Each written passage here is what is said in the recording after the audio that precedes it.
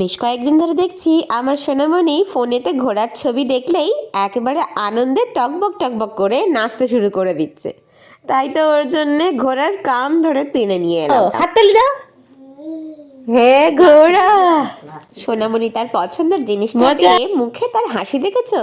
এই মুখের হাসিটা ফোটাবো বলেই একেবারে বরের বাইকে চেপে চলে গেলাম আন্দোল মার্কেটে। আসলে আমরা গেছিলাম ঘরের কিছু প্রয়োজনীয় জিনিস কিনতে। মার্কেটে ঢুকতেই ঢোকার মুখে এই রং বেরঙের সাইকেলগুলো দেখে আমার হঠাৎ করে মনে পড়ে গেল আমার কাকুই সোনারও বেশ কয়েকদিন ধরে ঘোড়ার বায়না ধরেছে, তাই ওর জন্য নিয়ে চলে এলাম লাল হলুদ ঘোড়া। ওই দেখো না দাদা বলছে, দেখো ওকে টকবক টকবক করে দেখো দাদাকে।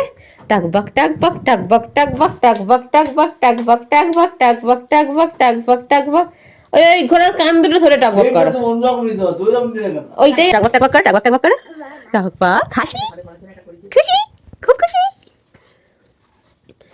এই খেলনা ঘোড়াটা পেয়ে আমার সোনামণি এত খুশি হয়েছে যে ঘুমানোর আগ মুহূর্ত পর্যন্ত এই ঘোড়াতেই বসেছিল। এটার দাম প্রথমে বলেছিল 850 টাকা, অনেক বার্গেনিং করে 750 টাকায় পেয়েছি। এই টাকাটার থেকে আমার মেয়ের মুখের হাসিটা অনেক বড় বেশি। টাকবাক টাকবাক টাকবাক, আসো তোমাকে চড়াই বসাই, এসো। ঘোড়া কাঠাটা